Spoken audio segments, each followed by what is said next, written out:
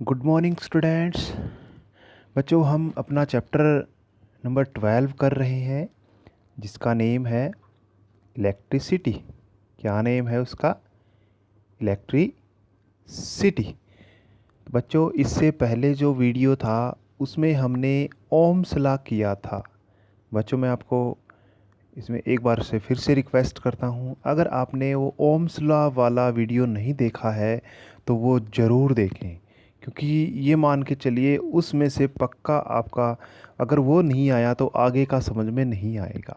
ठीक है। आज जो टॉपिक करने वाले हैं हम इस फोर्थ वीडियो में, 3 वीडियो इससे पहले मैंने इलेक्ट्रिसिटी के बना दिए हैं, आज मैं फोर्थ वीडियो बना रहा हूँ इसका।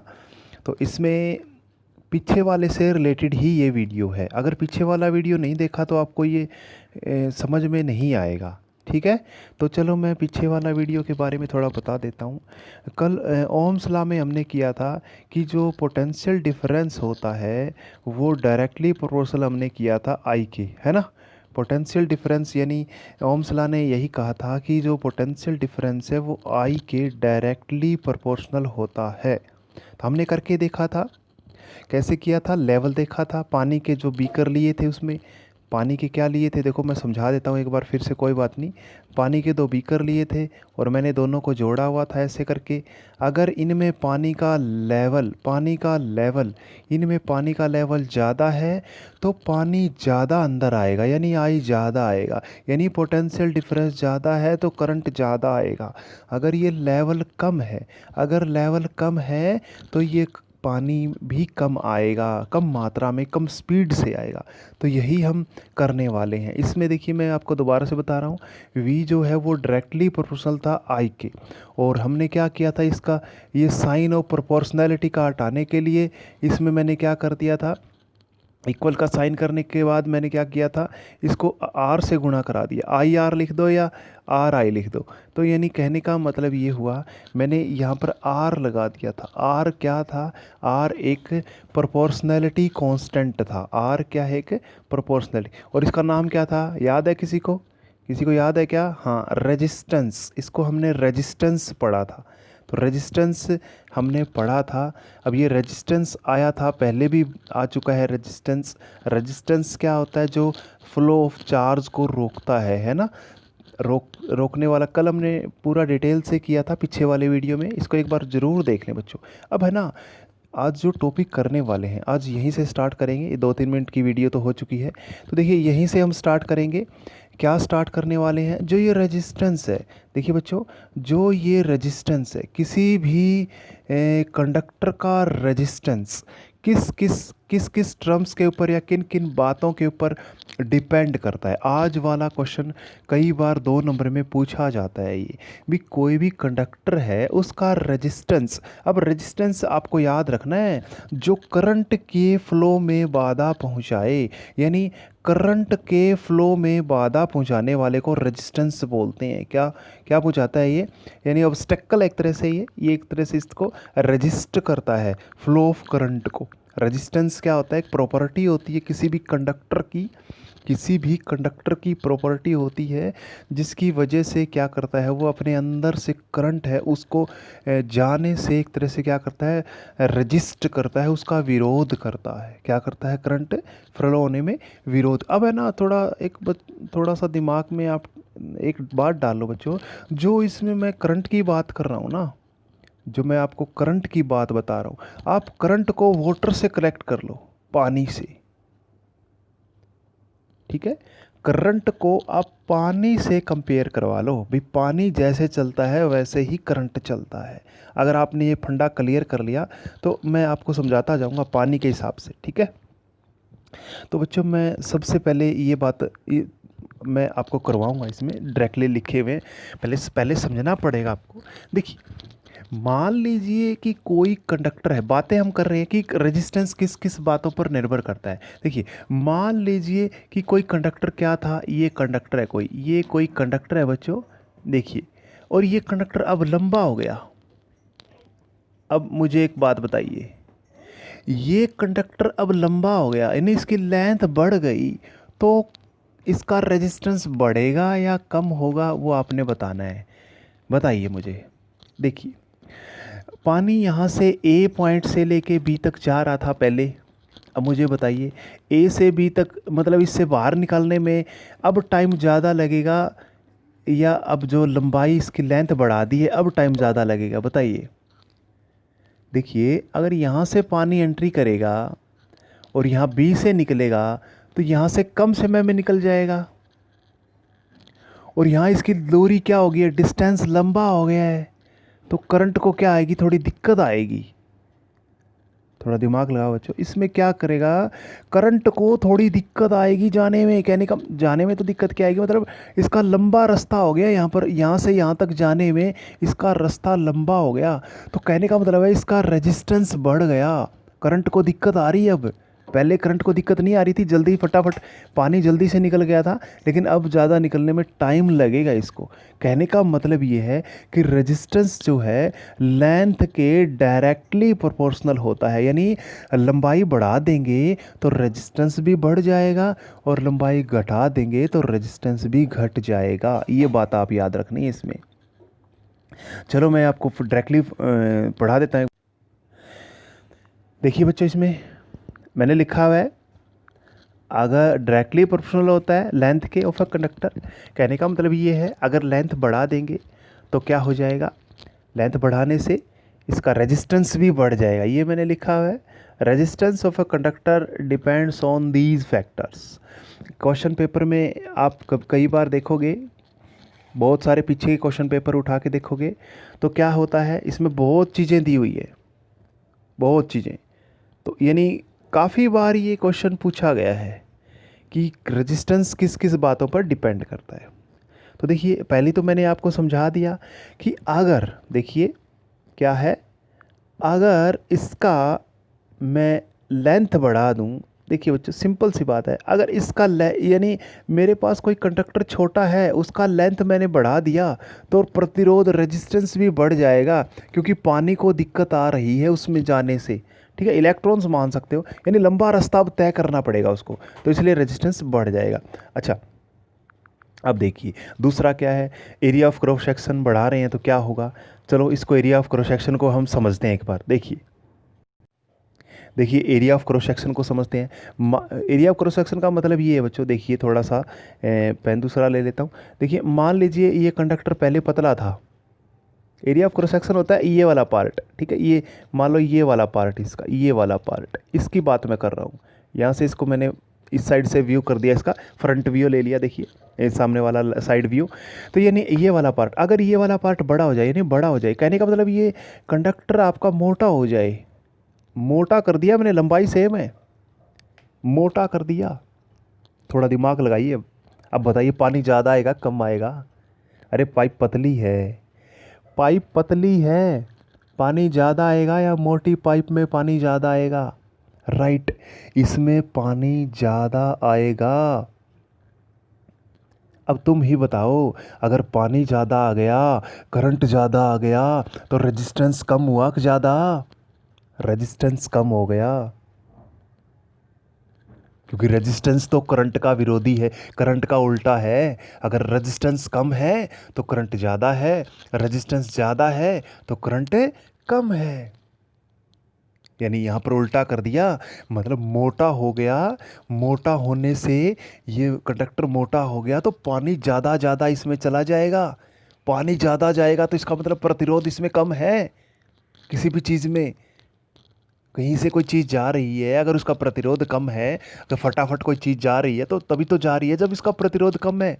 तो कहने का मतलब ये इन्वर्सली प्रोपोर्शनल हो गया, ये याद रखना है आपको, ठीक है।